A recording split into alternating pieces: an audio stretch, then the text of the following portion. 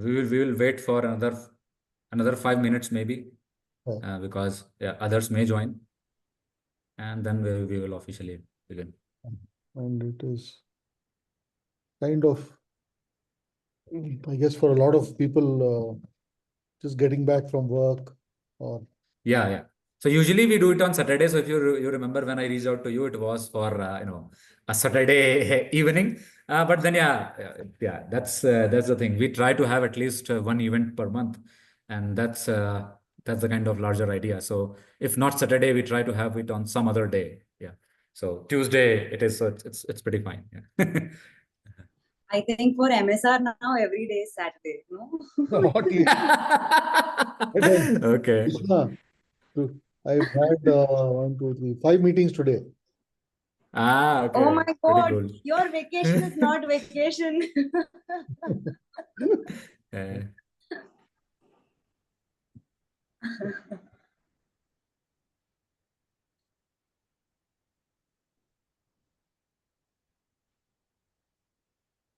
This is a very popular saying of how you say from the person. I think MSR and TEG are like that. He's not supposed to be taking 5 meetings a day.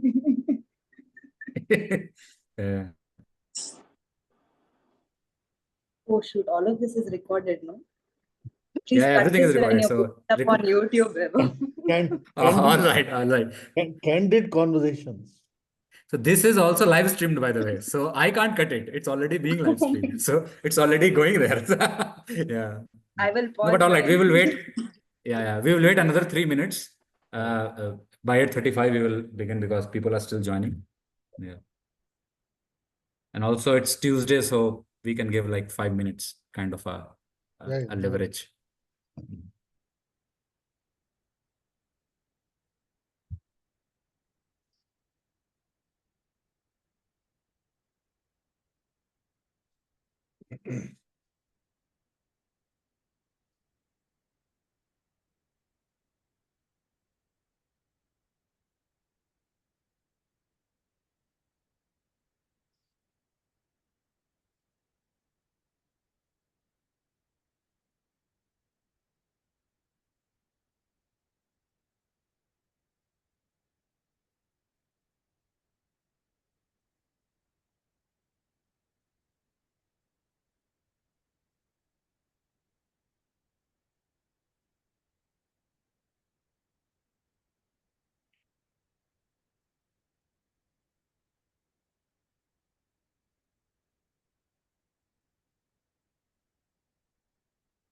How's how are things in Bombay weather-wise? Neither. Vaibhav is not even in India. Oh, okay. I'm in Sao Paulo. I think Jijo is in Bombay. He can tell about Bombay. Yeah. Very bad. The weather is very bad over here. Not to say anything. Well. I'm in Sao Paulo. Sao Paulo, it's pretty nice. Yeah. Now it's a good weather. Yeah. Diwali time now in Mumbai, and we are having rains every evening after 6 o'clock. Yeah. Well, I think in New Delhi NCR region it's worse. Yeah. Is that usual for this time of the year, or is this some more manifestation of climate change? Yeah, it might be using that. Okay. All right, so 1 more minute to go, and I'll start, and people can still keep joining, not a problem. So yeah, good morning, good afternoon, good evening, everyone, depending on your time zone. Welcome to the 15th session of the Entrepreneurship Gyan, TEG, as we have been calling it.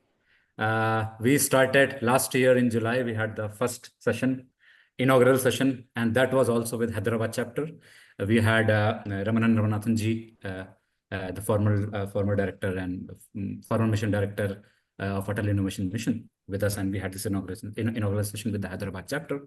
Again, this year, after 1 year, more than 1 year, we are having another event with the Hyderabad chapter, and this time we have MSR, popularly known as MSR, from T-Hub with us. And so just a basic idea about the Entrepreneurship Gyan. The idea is the same, to have speakers like Ramananji and we had like Professor Saraswati. We have today MSR to people from the policy world, people from the academic world, people from the practice world, to give their and share their knowledge with the young entrepreneurs, budding entrepreneurs. But also it's an idea to create a platform, a collaborative platform of learning where people can share their experiences, their ideas. They can look forward to some kind of help. And we have an active WhatsApp community, and there people are actually doing all of those things. We are also planning for an in-person event somewhere down the line, probably next year, is a possibility. But largely the idea is that we carry forward these conversations on startups and entrepreneurship, and we keep moving ahead. So we try to have a good balance between the paper, the practice, and the policy, as I try to call it, and I've managed to do it.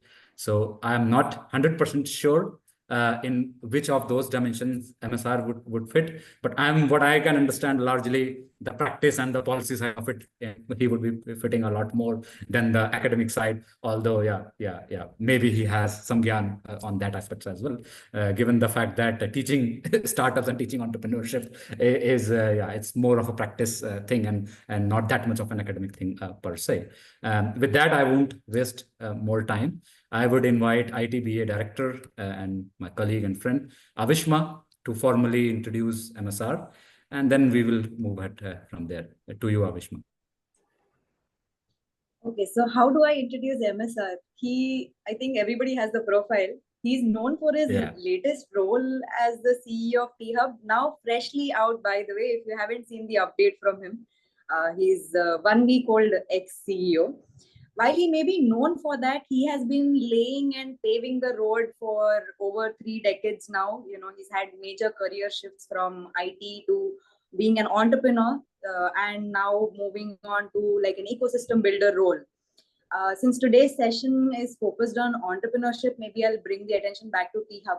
So T-Hub has become the attraction point for many stakeholders, entrepreneurs, of course, and even investors and mentors, and all for the right reasons. So my personal connect with T-Hub is when I was part of the PwC innovation team. We used to work out of T-Hub. This was when T-Hub was just a few months old, actually, before MSR came on board T-Hub. So we were there for almost 4 years. And the place was so vibrant, just working out of there, stepping in every day, looking at so many entrepreneurs around you with such enthusiastic, passionate goals that they have. That gave our team so much motivation, coming from this PwC sort of a setup, which you would expect to be more rigid. It helped us build our own programs also a lot better, especially working in T-Hub and with T-Hub as well. And, I think once MSR got on board, by then T-Hub has also evolved to a point where the challenge has got stepped up, because that time when I was there, we were still leasing, T-Hub was still leasing a building from IIIT Hyderabad, and now it's a 5 times more space, its own space. And with just the larger space came a lot more focus and effort and dedication that was required. And the impact has also been the same because of MSR and his team, taking up the challenge and putting everything forefront, and still T-Hub being one of the central focus points where even the national level teams could come and learn from. So I think with that, I will hand over this virtual mic to MSR. MSR, thank you so much for taking the time, taking this time to spend with us and to share your lessons with us and your valuable time. Over to you, MSR. Thank you. Thank you, Avishma. Thank you, Avishma, and thank you, Vaibhav, for having me. So first of all, let me start with, this real honor and privilege to speak to IITB Alumni Association. First of all, I'll start with, I was telling Avishma, I wasn't good enough to get into any of the IITs, but, now giving Gyan to a bunch of people from IIT makes me feel super happy, right? So I'll start with that. All of you are really, sharp people. And what I'm going to do is, I thought I'll structure this in possibly 2 parts. Give you a little bit, very quick overview of my background. I'm probably the oldest person on the call. I've been working for over 37 years now, 37 and a half years. If you want to be statistically precise. probably older than many of you have been on Earth itself, right? And I've had a career in three parts. First 12 years I worked for others, then had 2 stints as an entrepreneur with reasonable success. Was able to, I think one validation for an entrepreneur is when you build a business which somebody decides to buy, that means somebody is seeing value in what you've built. So I've been lucky enough to have gone through twice, not outsized returns like many of the unicorns, but decent. And then for the last 5 years, I've been working on building entrepreneurship ecosystems. The first stint was for about 18 months with an entity where we were trying to solve issues relating to the micro, small, and medium enterprises in India. We have about 60 million plus of them, and they're really, in terms of they are not large enough, they're not too small, they don't really get the attention they should. They're a large job creator, etc. So I did some interesting work there. And for the last 3 years, was involved in building out T-Hub, right? So what I'm going to do is I'm assuming, I'm taking the liberty of assuming that I see about, excluding Avishma and Professor Vaibhav, I see about 31 people on the call.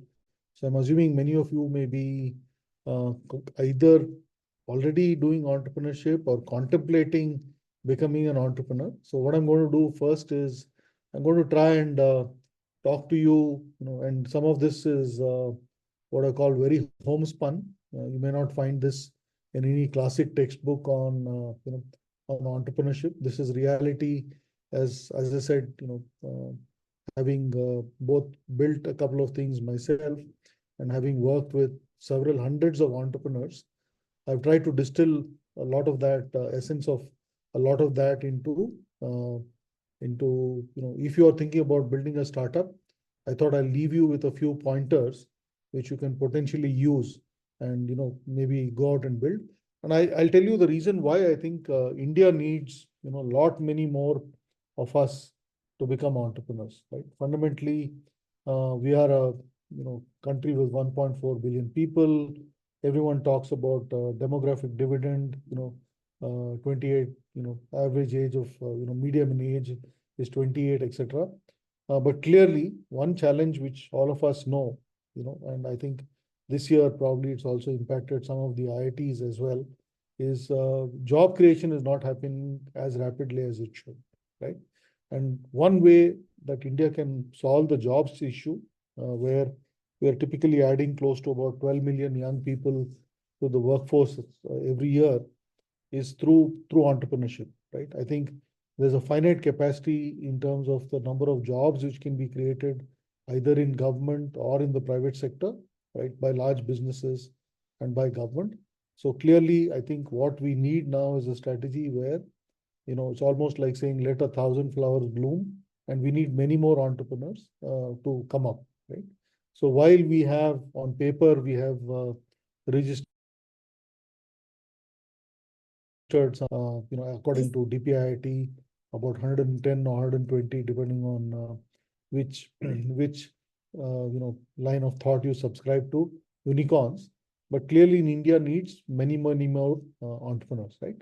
So what I'm going to do is try and cover very quickly a few thoughts on if you are thinking of building a startup, what are some of the issues which what are the, let's say, it's like trying to build a recipe, right? Trying to build a meal. So what are all the critical elements one needs to put together to be able to build a sustainable, scalable, startup, and to try and, we also are aware that mortality rate in startups is high. It's typically only about 1 in 10 startups survives and goes on to build a scalable business.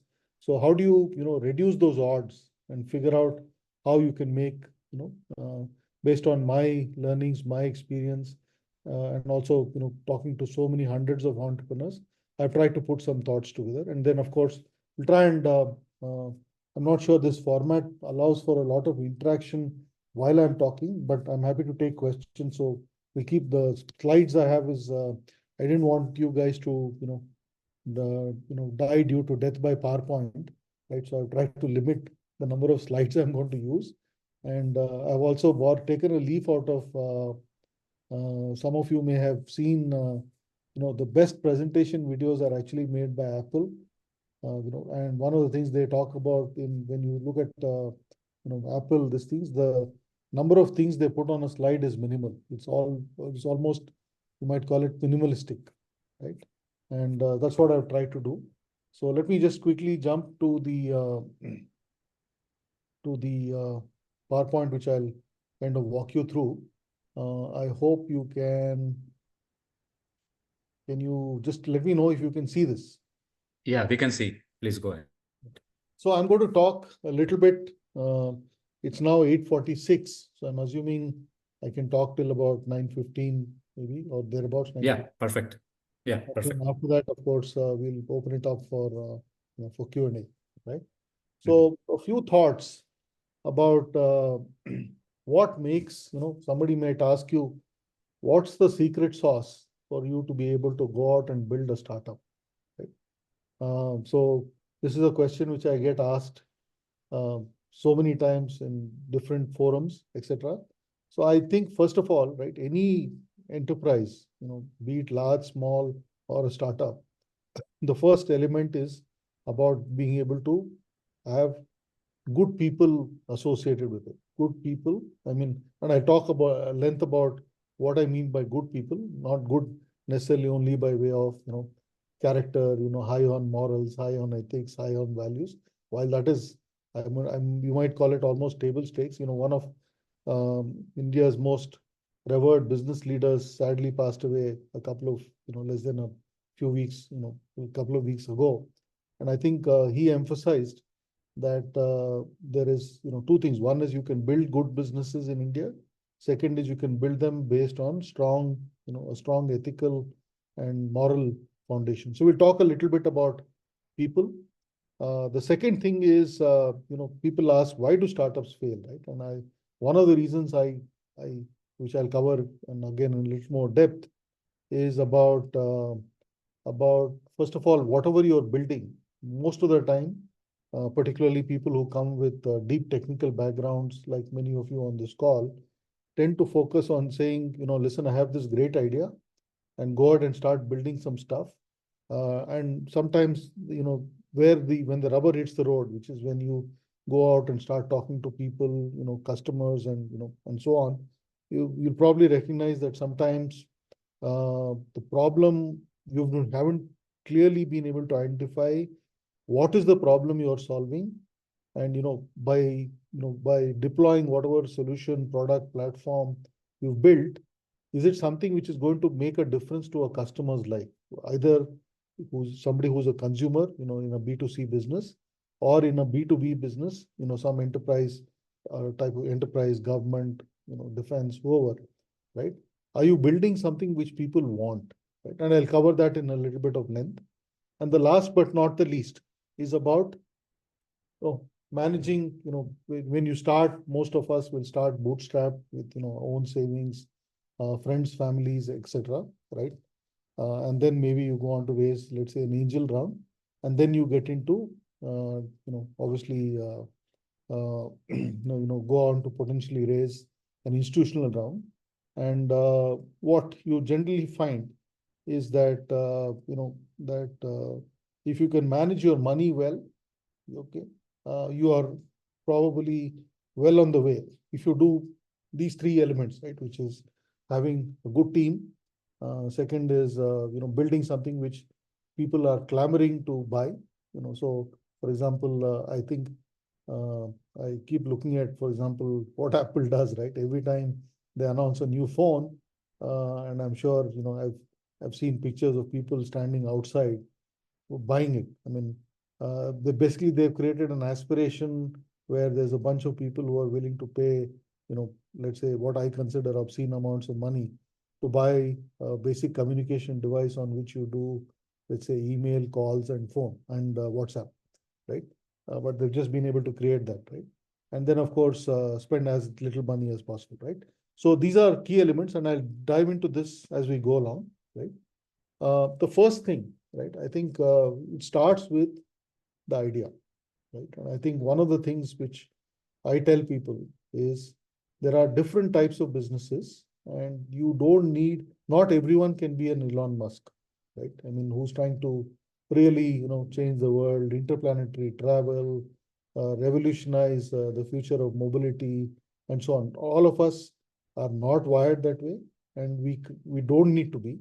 There are plenty of, if you just think about this, and I'm going to talk a little bit about something which I feel very passionate about, is so let's talk about the UN SDG goals. We are all aware there are 17 social development goals in the UN Charter, things around clean air, clean water, access to healthcare, access to education, access to affordable housing, etc., right? Now, many of these are problems which are affect close to, let's say, 5 billion of the 7 billion of us who live on this planet. And you don't necessarily, have to be as revolutionary as, let's say, a Musk or a Jobs or somebody. You just have to figure out what is it that, people are trying to solve, and what is it that you are building, right? Which solves it for them in such a way that it can, you can look at multiple parameters. Can I do it more efficiently? Can I do it more cost effectively? Does it, for example, help reduce cost, increase revenue? Does it help increase productivity, and so on, right? And let's take an example, right? Some of you, would know, all of you know about the IT services part in India, right? It's now almost a $250 billion industry, which has been built over the last 40 years. And if you look at how it all began, they were not doing rocket science, right? They were not doing fundamental core, R&D, etc., right? They were just writing code and, type of thing. But they figured out how to do it efficiently. They figured out how to use, let's say, a follow the sun model, and figure out how you can serve global customers sitting out of India, and figure out how to monetize. So I think the most important thing is you need to have some ideas. Okay. Second is try and figure out a way to build what you're building in such a way that it solves the problem. One of the things which people ask for is how are you different, right? So, for example, all of us who use, let's say, ride-hailing services like, let's say, an Uber and Ola, I would probably say that there are aspects of what happens with those services which are not particularly, nobody's happy, in the sense that the consumer is not happy because of whatever search pricing, or because of cancellations. Sometimes the driver is not happy because the commission structure is, sometimes they feel unfairly weighted in favor of the company. Sometimes there are delays in payments by the company, and so on. But for you to say, okay, let me go out and build another ride-hailing services without taking into account that the large incumbents in the space have spent billions of millions and billions of dollars, right, and not still figured out how to make it an economically viable model, that is not practical. Right? So I think just think about this. How can it be different? How will you differentiate?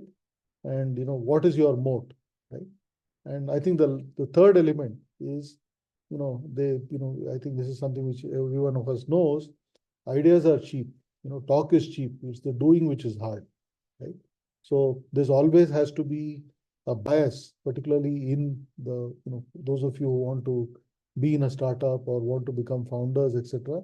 I think there will always be a disproportionate focus on execution as opposed to someone who's just good at ideas, right? So these are, I think, the key elements from an idea standpoint. I'll quickly jump to the people standpoint. Now, doing a startup is certainly not for the faint-hearted, right? It is behind all the for example, all the the print media, today's social media, etc. eulogizes all startup founders, etc. But behind all of that, there's a lot of hard work. There's a lot of toil. There's a lot of sweat. There's lots of the number of 24/7 you have to pull, etc. So I think the most important thing is whatever you're building, both you as the founding team as well as the initial set of people have to be obsessed. And I think there's a nice Hindi word for it. It's called junoon, right? You have to have junoon if you want to build something lasting, substantial, and scalable, right? And I have a test for for founders, which I tell them to use.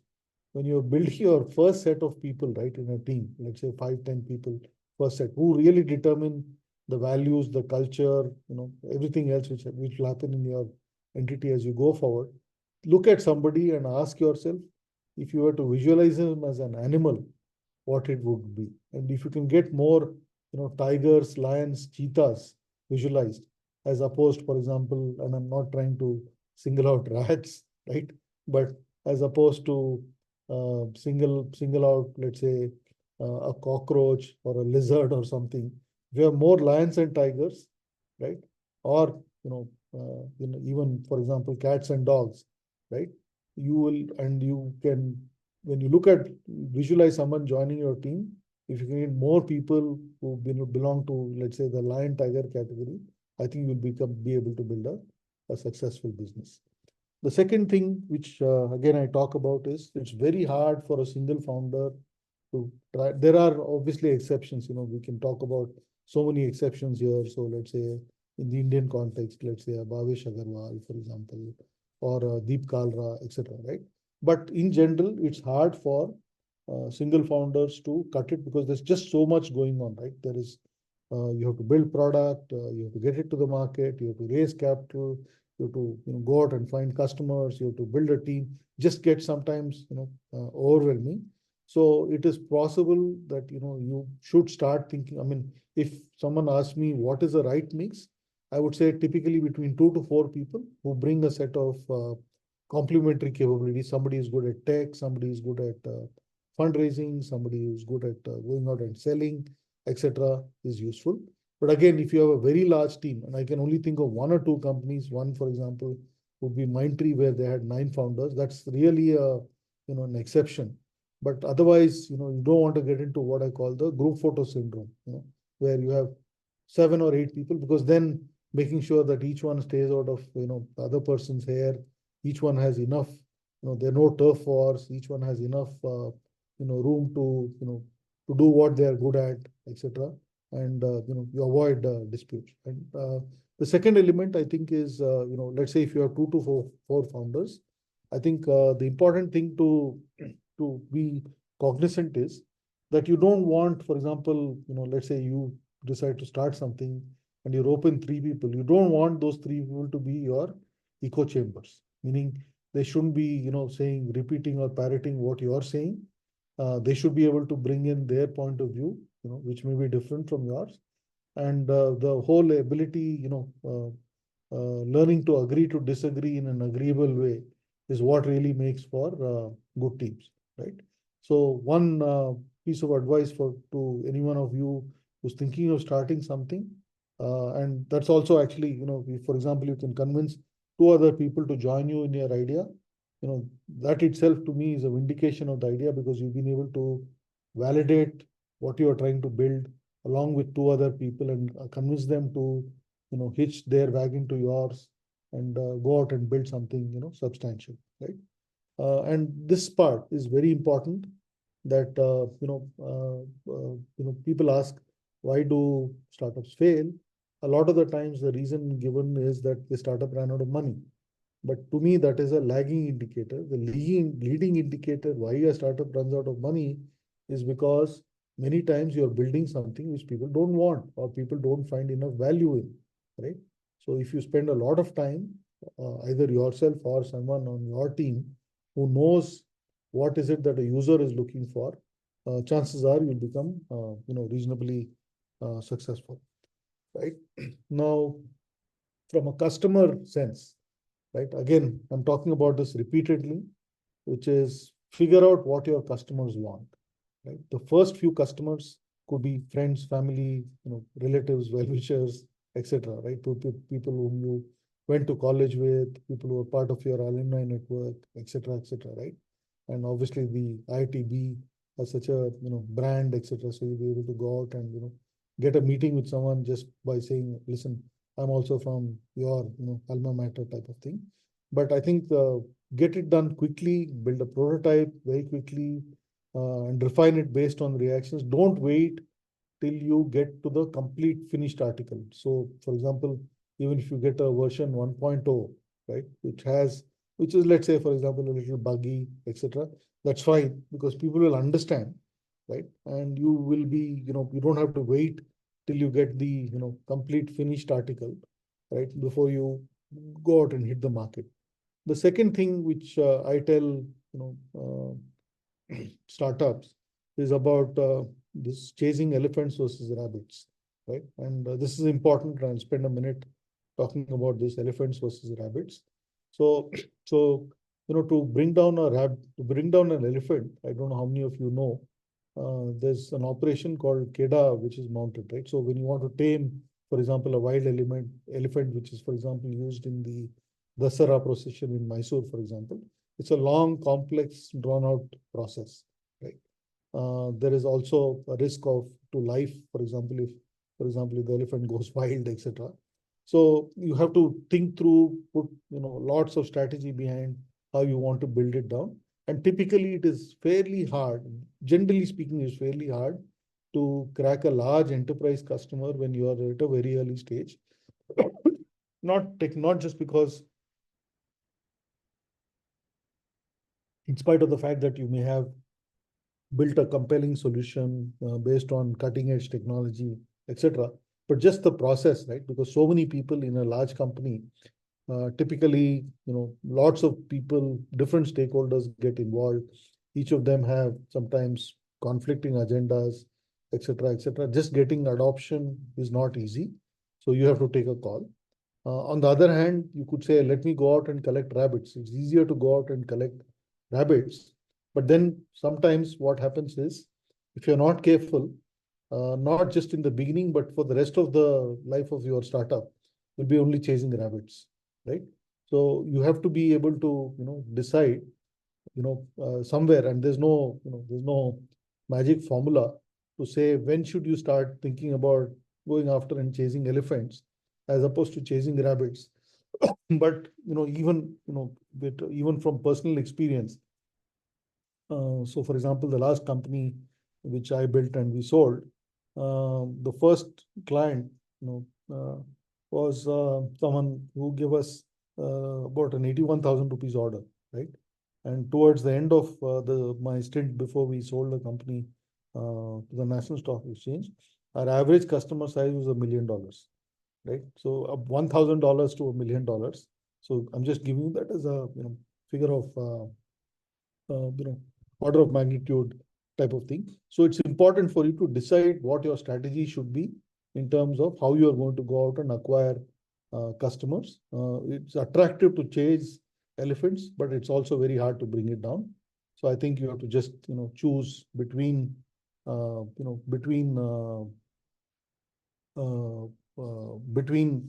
thing, right? The next one I'm going to talk about is about money, right? I think the most important thing about this thing is you have to learn to be frugal, right?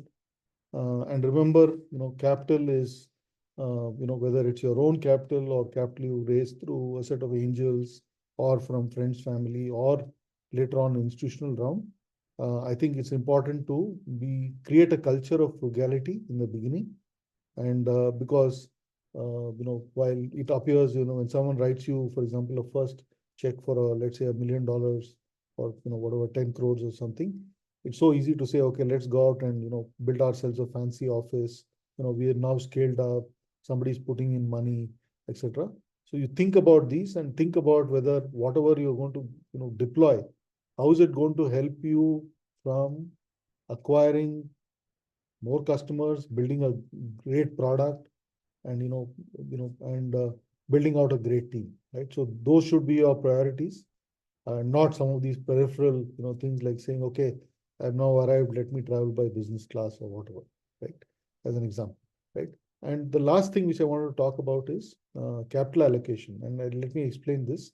which is, so for example, let's say you raise, and in the process of raising capital, you might, let's say, for example, raise a couple of million, 4, 5, 10, whatever million, and you have to decide, obviously, during the process of raising the money, whichever investor is going to put in money is going to be asking you, tell me how you're going to use this money, right? So usually the answer we give is some of it is going to go into product development, some of it is going to go into sales and marketing, some of it potentially is going to be in terms of setting up, let's say, an office or a lab or whatever. Just make sure that whatever you put out there, saying 1/3, for example, development, 1/3 for sales and marketing, 1/3 for building our team, you actually follow that to the team. Right? This is where a lot of us tend to get unstuck, that once the money is in, we forget what we've decided earlier from a capital allocation standpoint. And then we, for example, spend a lot of money on sales and marketing and to the detriment of, let's say, product development or hiring a team and so on, right? So this is another key element of what I would cover.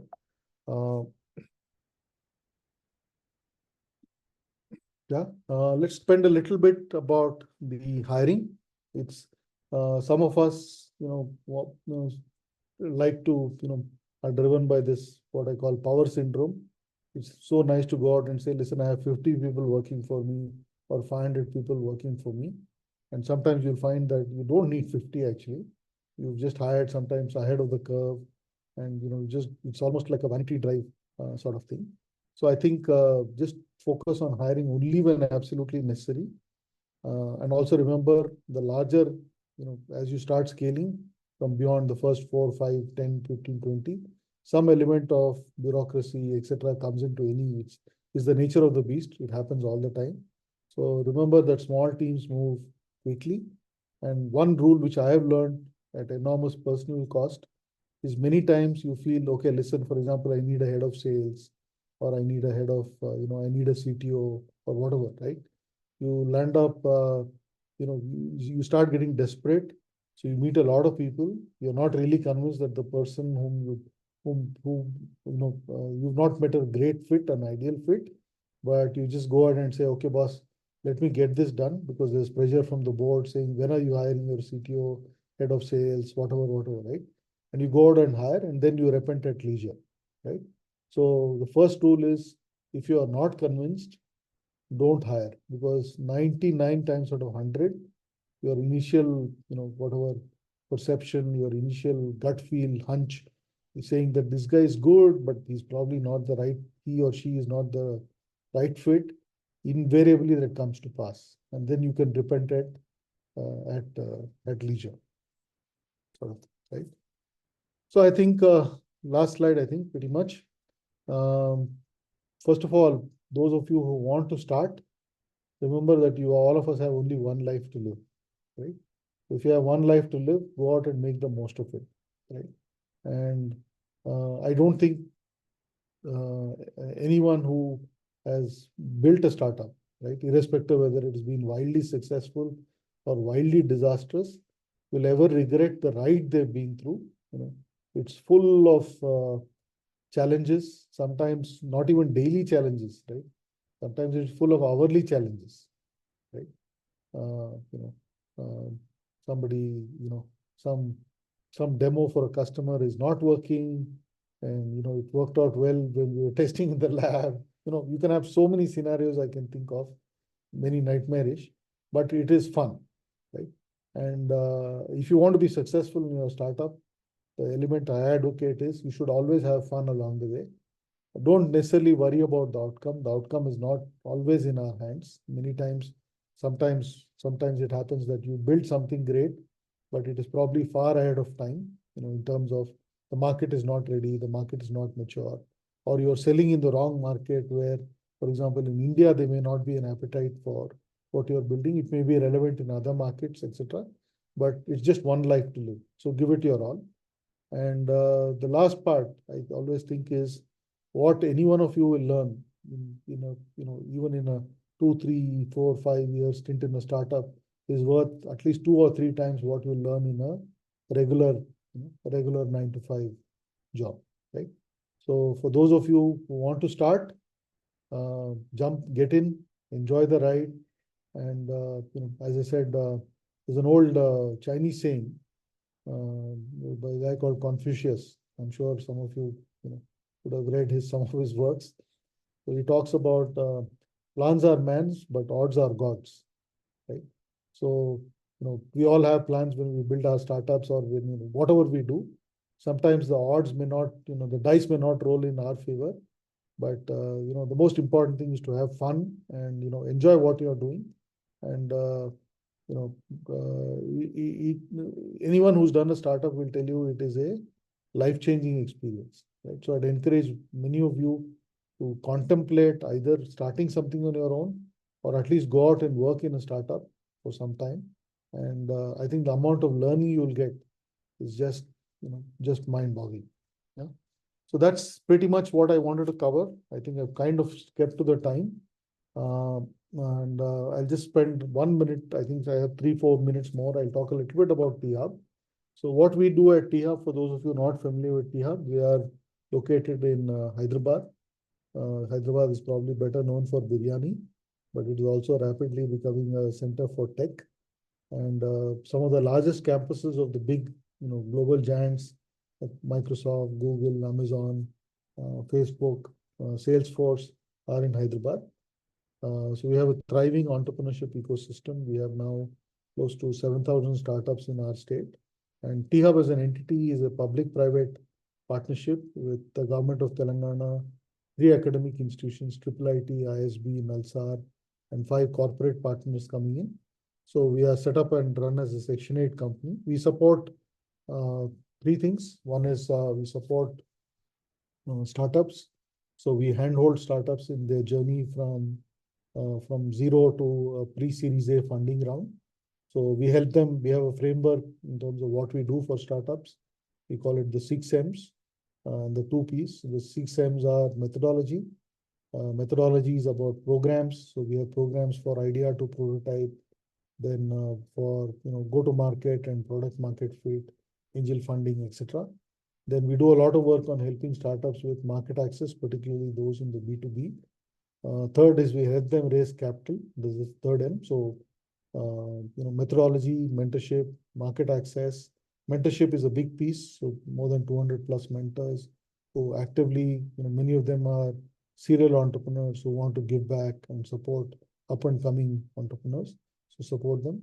And then, of course, we do a lot of work on motivation mindset, because one of the most challenging things in running a startup is to stay focused. You will have ups and downs, and to stay motivated when it appears that all your friends are working off cushy corporate jobs and you're slogging your back off is not easy. So it's important for you to listen to and to learn from other successful people, also sometimes even not so successful people, because there's a lesson in every startup. Why is it succeeding or why is it not doing well? So, and then of course help them with talent or manpower. So those are the 6 M's: methodology, market access, money, motivation, mindset, mentorship, and then market access, and then partnerships. So set of resources like accounting, legal, tax, plus all the cloud companies, etc. And then policy support. So those are what we do for a startup. Of course, we do a lot of work with corporates in seeing how they can build open innovation ecosystems and leverage the nimbleness, agility, and of startups to solve compelling problems which corporates can't solve by themselves. So I am on the dot, Vaibhav, and I will now be happy to take questions. I hope, I think there are about 30 odd people still on the call. I hope none of them has dropped off to sleep. And thank you for listening to me patiently over the last half an hour. Happy to take any questions you have. Thanks a lot, MSR. It was really fantastic to hear it from you. And obviously, because I wanted to speak, I wanted you to speak about T-Hub, and that you did in the end. Otherwise, I would have pointed out, maybe, speak a few lines about T-Hub, because usually, everyone would be, eager to hear that from you. But we do have questions. So I see Ashwin is asking how to reach out to potential customers in a B2C business. solving the distribution problem in the initial days. So probably from your experience, either at THub or otherwise, you can speak. Sure. So I think B2C, there are multiple ways. So depending on what you're building. So one part is obviously you can get onto marketplaces. So when I say marketplace, I'm talking about the likes of Amazon, Flipkart, etc., etc. The other is if there are, for example, there are, for some types of startups where, you could potentially work with communities. What I mean by communities is, for example, a large residential complex of apartments, etc. So whatever you call RWAs, etc. So one part is, as I said, one part is the marketplaces. The second is, these working out through communities. The third one, which is something which I'm sure will start picking up steam and momentum over time, is this new, all of you are familiar with UPI. There's another initiative called ONDC, Open Network for Digital Commerce, which is also being driven by the government. It's still lots of, basically they're building platforms where, any small entity which is either doing B2B or B2C can get on. And then there's a third party, logistic fulfillment agencies, etc. Early days, lots of glitches to be ironed out, but that's another interesting way to get to your consumers. Yeah. Thank you. Avishma. We have another question from Manthan Goel. If you have an idea how to validate it before you start the execution process? Talk to as many people as you can. So first of all, whatever is the idea, let's take an example. You are thinking of building something to improve quality control in a manufacturing setup. Go and talk to as many people, to understand what their existing problems are, what is the lacunae in the existing way they are trying to solve that problem, right? And then you can sketch out your solution. You can just, create a wireframe, show it to them, etc., and tell them, if I come up with this and I can make it work, what would you like to, do you think this is something which would be relevant to you? And I didn't mention one thing in the deck: learn how to network and network quite, fearlessly, aggressively, just short of shamelessly. Yeah.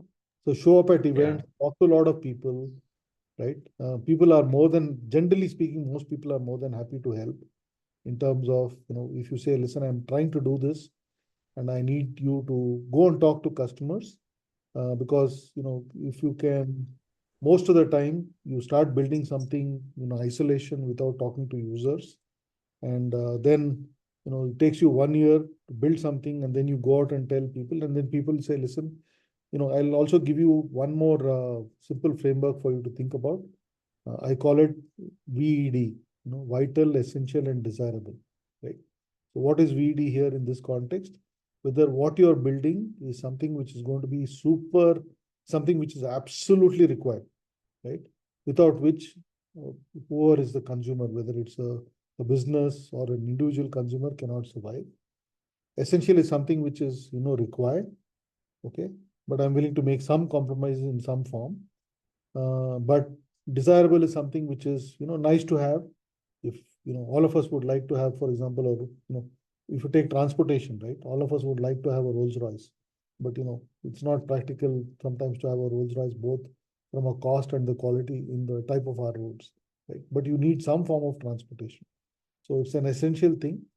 And in many cases, it's probably where, for example, if public transport is non-existent, having your own form of mobility is an absolute requirement. I just give you an oversimplified example just to illustrate the vital, essential, desirable. So ask yourself whether whatever you're building, which of these three categories does it fall into? Vital, essential, and desirable. It may be vital for some, maybe essential for some, maybe desirable for others. So just think about this, and you can create a nice little grid and play around, but talk to people. Okay, talk to people who are potentially your consumers, potentially your investors, to suss out the idea and see whether the idea has legs in it. Yeah, thanks, MSR. So there are some other questions, but I also have a question, and I would like to use this opportunity to take that question. So I would like to ask you, so given your experiences, Hyderabad is obviously is a fantastic city, and it has grown and T-Hub, has made it more popular in terms of startups. So which other cities or which other places in India you see there is a potential, and probably, something like T-Hub can be replicated in other entrepreneurial ecosystems within India, hopefully. So do you see other cities having such potential and something like that Obviously, can come up? the large cities, right? I mean, obviously, when you talk about this thing, obviously Bombay, Delhi, Bangalore, type of thing, they do not have a physical infrastructure like T-Hub, and also an institutional mechanism where you created a public-private partnership. So a lot of what has happened has largely been through the private enterprise and so on, right? But now I think we are starting to see many of the state governments have woken up to the potential of startups as an engine for job creation. So, for example, Kerala is doing amazing work. So is Tamil Nadu, right? Gujarat has already started something, and even some of the smaller states, even some of the states in the Northeast, etc., have woken up to this possibility of, see, everyone I think is obviously concerned that this demographic dividend we have will last only for a finite period of time, and we need to create more jobs. Right? And startups can be a powerful engine of growth. So, of course, some of the jobs which have got created with startups, for example, this whole gig worker thing, right, may not necessarily be the most ideal thing from a social perspective, but it has created some form of jobs to people who otherwise didn't have, real access to any kind of economic opportunity. Yeah. So because ideally that's what, from a policy angle, that's what I was thinking. Otherwise, if a lot of startups get created, just say, let's say in Hyderabad, probably a lot of people from other cities would like to move to Hyderabad to work in the startup ecosystem. A lot of action in second tier, in terms of cities like for example Jaipur. Good to know. Thanks. Jaipur. Yeah, Vishnu, please go ahead. No, it's interesting because actually once T-Hub has come into the picture and everyone started noticing the kind of impact T-Hub has created on the Hyderabad ecosystem and the Telangana ecosystem, every state and city, at least I remember, has started approaching T-Hub, trying to understand how to replicate the same model. Yeah, doing this something. Work Yeah, has at been least in thinking about progress for something. many years, I guess. Yeah. Okay, I'll take the next question from Shravan Kumar Sharma. What is the best way to connect with pre-seed investor or angel investor? We are building a tech platform and prototype will be ready in a week. Okay, so if your prototype is going to be ready in a week, you should have started this a long time ago. You shouldn't have waited till this stage. But having said that, I think there are a lot of, which city are you from? Probably you can type in your city, Shravan Kumar Sharma. But it's fine. That's fine. Yeah. Please go ahead, because that's so how it depending on which city you are. See, there are nowadays the number of events which happen are kind of dime a dozen, right? Hello. Yeah. Sorry. Yeah. So I'm a PhD student. I'm in the US, but my co-founders they are in Mumbai. Okay. Startup so is basically big. Mumbai you are talking about. Yeah. Yes. So Bombay though is just full of events which happen all the time. Yeah, all the big VCs are based out of Bombay. So you just have to go in. There is bodies like TIE. There's another one called Team. The entrepreneurs of Bombay, etc. So lots of events. Just show up, network, and be able to deliver the proverbial elevator pitch, which is in 1 or 2 minutes. You should be able to articulate clearly what is it that you're trying to build, whose problem are you solving, and how will it scale, and how will somebody who invests in your business figure out how to make money. If you can answer these questions in 2 minutes, believe me, you will get an audience. Fantastic. Thanks. By the way, there is the Indian Angel Network, there's Mumbai Angels, there's several angel networks which you can, all of these are accessible online. You can get in touch, but just, try and meet as many people as you can in person if possible. That will be more helpful than just doing a Zoom call. It's always helpful get to meet someone in person. Yeah, and by the way, we had a co-founder from our Ventures fund as well in one of our tech talks. and they are really in good touch with IT Bombay community. So if one of your co-founders from IT Bombay, probably he would already be in a network. So again, yeah. your alumni network will have several people who are exactly. Yeah, that's the thing. So that's easier to get into touch with. Yeah. Yeah. We All right, also thanks. have this 2-day e-summit, entrepreneurship summit that's hosted Yeah, on we campus. have. A lot of entrepreneurs come on campus directly, and many connections and investments happen on campus itself. Okay, so yeah, he's an ITB alum, Shravan. So you are an ITB alum. You can just write to me, and I can connect to any of them. It's not a problem. As simple as that. Yeah. All right. Okay. So there is another question from Madhu. I will not go into the details. He is working on the pharma skill development, and he is asking, are there any funding agencies for it in India? Although the questions look very specific, but maybe you would like to, I think I'll need to understand a little bit more about what you're exactly building. But there is growing interest in, you said pharma, right? Pharma skill development. I know. So clearly, with anything to do with healthcare, I think there are specific healthcare focused funds. So depending on what you're solving for, I think we can probably, I don't know whether Vaibhav, I can probably connect offline and understand a little bit more and then suggest what can be done. Yeah. So by the way, in case if you would like to get in touch with MSR, I'm pretty sure you always reach out to him on LinkedIn, and if he's interested in your idea, probably he can help you out in some other way. Vishma knows I'll respond. I'm slightly slow because I'm quite old, but I'll respond. Yeah. All right. Yeah, Vishma, please go ahead. We have a question from Prem. Would like to understand what is lacking in our startup ecosystem in India to nurture generative AI startup and deep search starts, which are not getting enough backing from venture capitals in India, while USA could produce Perplexity, Character.ai, etc. So there is, in fact, just today somebody sent me a report on Gen AI. Let me just give me a second. I will tell you where is the report from. And I'll just read out some numbers. I haven't had a chance. I just flipped through it a couple of times, in a couple of hours ago. Just give me a second. I'll tell you the source. This is a report by NASSCOM. It's a 72-page report. I think it's downloadable from the NASSCOM website, and I can possibly share it with Avishma. She can send it out.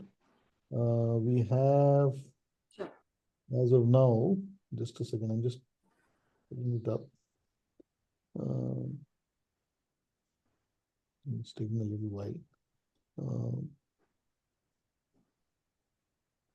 So the Gen AI startup ecosystem has grown by about 3.6%, 3.6x, and about 758 million in funding, according to this report. And the rest of the report, I'm waiting for it to open. I'll share this with you. 1 minute.